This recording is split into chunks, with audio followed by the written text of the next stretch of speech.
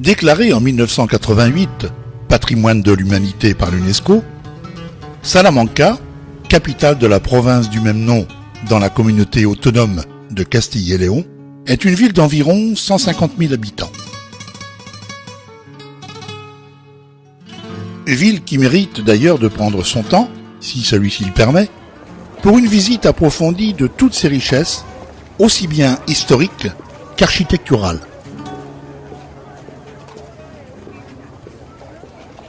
La Plaza Mayor, au cœur de la ville où trône l'imposante mairie, est devenue le centre de la vie sociale de Salamanque. C'est également le point de départ des touristes venus visiter les nombreux monuments au patrimoine important situés tout autour de la place.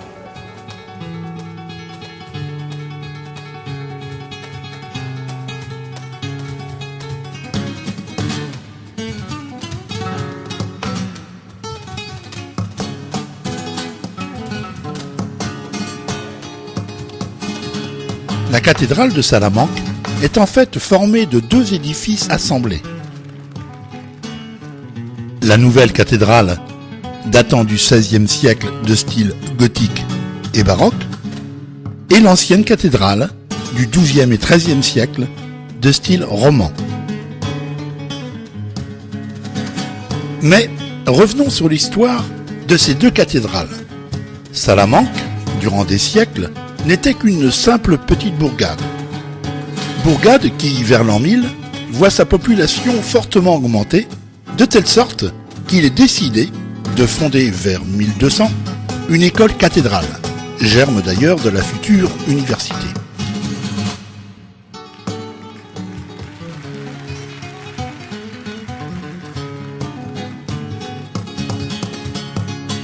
Et c'est quelques 300 ans plus tard, vers 1510, quand la ville compte plus de 20 000 habitants, que l'idée de construction d'une nouvelle cathédrale, beaucoup plus majestueuse, est lancée. On devait alors abattre l'ancienne cathédrale. Mais, vu les délais de construction excessivement longs du projet, on les coupla, et c'est ce qui la sauva.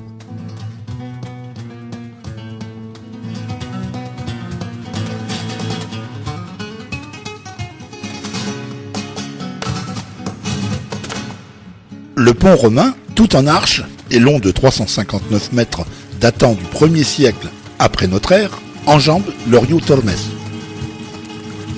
C'était à l'époque le seul point par le sud pour accéder à Salamanque, entièrement entouré de remparts.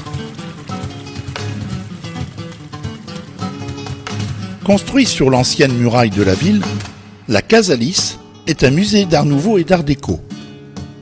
Fondé en 1995, il accueille également des expositions temporaires.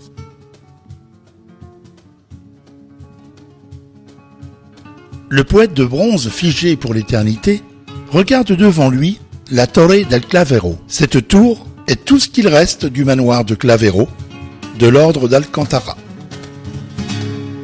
Successivement palais urbain de la nouvelle noblesse du XVIe siècle, qui est devenue, mais alors beaucoup plus tard, la prison de l'université de Salamanque, la Casa de las Conchas, en français maison au coquillage, est un édifice commencé en 1493 qui héberge maintenant une bibliothèque d'État.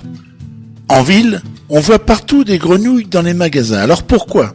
Bien tout simplement parce que la tradition espagnole veut que les étudiants viennent la découvrir sur la façade de l'université et s'ils la trouvent sans tricher, ce qui est mon cas, alors là, ils sont sûrs de la réussite de leurs examens.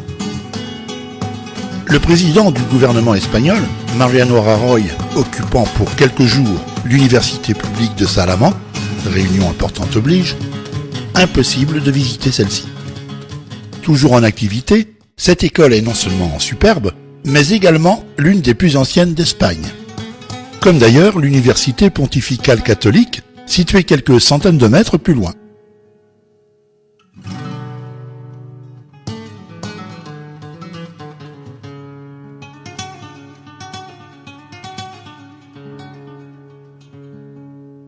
Étant elle aussi toujours en activité, l'espace visitable est malheureusement assez restreint.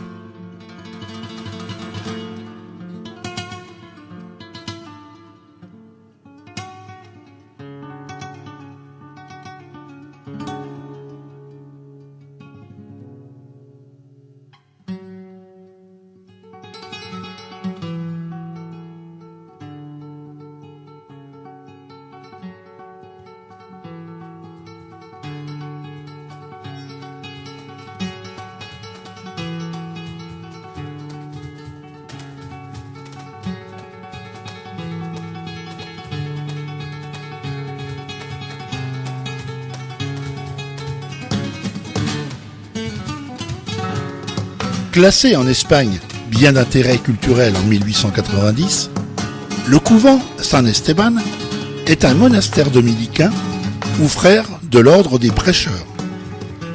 Construit de 1524 à 1610, fin des travaux, ce bâtiment de style gothique et renaissance est vraiment l'endroit typique où il faut prendre tout son temps pour admirer les différentes merveilles que nous offre le couvent de San Esteban.